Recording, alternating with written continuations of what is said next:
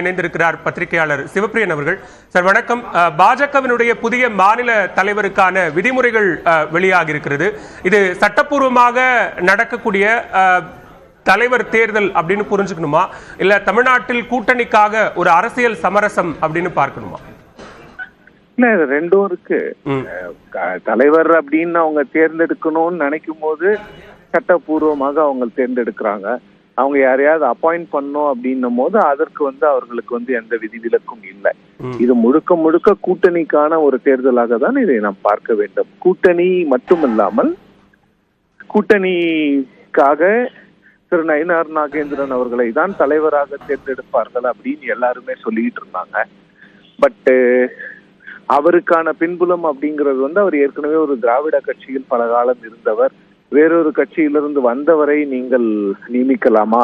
இன்னொன்னு என்னன்னா, எந்த கட்சியோட கூட்டணி பேசணுமோ அந்த கட்சியினுடைய மூத்த உறுப்பினராக பலகாலம் இருந்தவர். அது அப்போ அவர் அதற்கான கேள்விகள்லாம் எழுது. அவர் எப்படி சரியான ஒரு கூட்டணி பேச்சுவார்த்தை எல்லாம் நடத்துவார் அப்படின்னு. ஸோ அதற்காக தான் இது போன்ற விஷயங்களை நாங்களும் தேர்தலை மிகவும் நியாயமாகவும் தார்மீக முறையில் நடத்துகிறோம் அப்படின்னு வெளிப்படையாக காட்டுவதற்காக தான் பாஜக இதை செய்கிறது. இப்போ நம்ம நாளைக்கு வரைக்கும் வெயிட் பண்ணி பார்த்தாதான் தெரியும் யாரு பாஜக இதுல ஒன்றுக்கும் மேற்பட்ட நாமினேஷன்ஸ் இருக்குங்கிறது நான் நம்பல. ஒரு நாமினேஷனா தான் இருக்கும். அந்த நாமினேஷனை மேக்சிமம் என்ன பண்ணுவாங்கன்னா அனானிமஸா எலெக்ட் பண்ணுவாங்க. ஸோ அந்த நாமினி யாருங்கிறது நாளைக்கு தெரிஞ்சிடும். அதன் பொறுத்து 10 வருடத்துக்கு மேற்பட்டவர்கள் யார் இருந்தார்கள். எனக்கு கிடைச்ச தகவல் என்னன்னா, ஒரு புதுமுகமாக கூட அந்த மாநில தலைவர் இருப்பார். ஒரு அதை வச்சு அவர் பேஸ் வெளிப்படையா மக்களுக்கு தெரிஞ்சிருக்காது.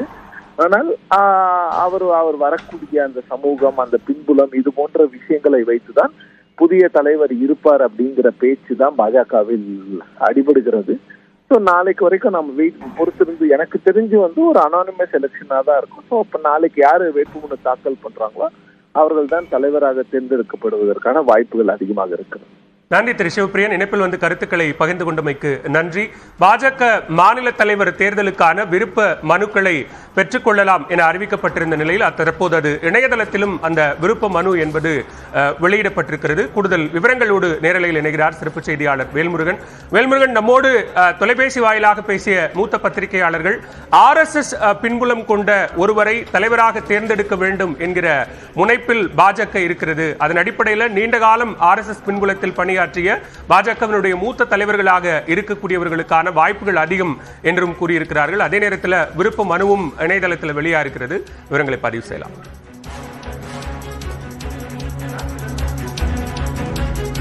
அளவில் குறிப்பாக யார் பாஜகவினுடைய அடுத்த தலைவர் அப்படிங்கிற கேள்வி தற்பொழுது மிக வெளிப்படையாக எழுந்திருக்கிறத நம்ம பார்க்கிறோம். குறிப்பா இந்த வெளியாக இருக்கக்கூடிய இந்த புது அந்த விண்ணப்பத்திலேயே எத்தனை ஆண்டுகள் அவர்கள் பாஜகவில் இருந்திருக்கிறார்கள், அதே போல எத்தனை பருவங்கள் குறிப்பாக பாஜகவில் தீவிர உறுப்பினராக இருந்திருக்கிறார்கள், அவர்களை 10 பொதுக்குழு உறுப்பினர்கள் ஆதரித்து அவர்களுடைய கையெழுத்தோடு தற்போது அந்த ஒப்பந்தங்கள் தற்போது அந்த கையெழுத்து என்பது போடப்பட்டிருக்கிறதா உள்ளிட்ட அந்த விவரங்கள் எல்லாம் தற்போது அதுல குறிப்பிட்டு தான் தற்போது இந்த விண்ணப்பமானது கொடுக்க வேண்டும் என்கின்ற தற்போது அந்த முழுமையான அந்த விவரத்தை பார்த்துக் கொண்டிருக்கிறோம்.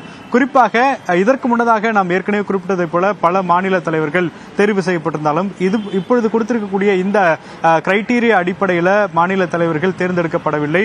அதற்கு உதாரணமாக அண்ணாமலை அவர்களே பார்க்கலாம். எனவே இந்த தேர்தலில் அண்ணாமலை அவர்களே தற்போது நாமினேஷன் செய்யக்கூடிய வகையில் இந்த திருத்தமான, அதாவது தற்போது இந்த அறிவிப்பானது இல்லை அப்படிங்கறத பார்க்க முடிகிறது. அந்த வகையில் நாளை குறிப்பாக 2 மணி முதல் 4 மணி வரைக்கும் தற்பொழுது tnbjp.com என்ற அந்த வெப்சைட் மொழியில அந்த வெப்சைட்டினுடைய பகுதியில் தற்போது இந்த விண்ணப்பமானது பெறப்பட்டு குறிப்பாக மாநில தலைவர்களுக்கு குறிப்பாக இந்த 10 ஆண்டுகள் தீவிர உறுப்பினராக இருந்த பாஜகவினுடைய நிர்வாகிகள் மட்டுமே தற்போது விண்ணப்பிக்கக்கூடிய வகையில் இந்த விண்ணப்பங்கள் தற்போது மாற்றப்பட்டிருக்கிறது. எனினும் கூட இது இல்லாமல் பாஜகவை பொறுத்தளவிற்கு எப்பொழுதுமே இந்த மாநில தலைவர்கள் விவரங்கள் அப்படிங்கிறது திடீரென்ற ஒரு அறிவிப்பாக இருக்கும்.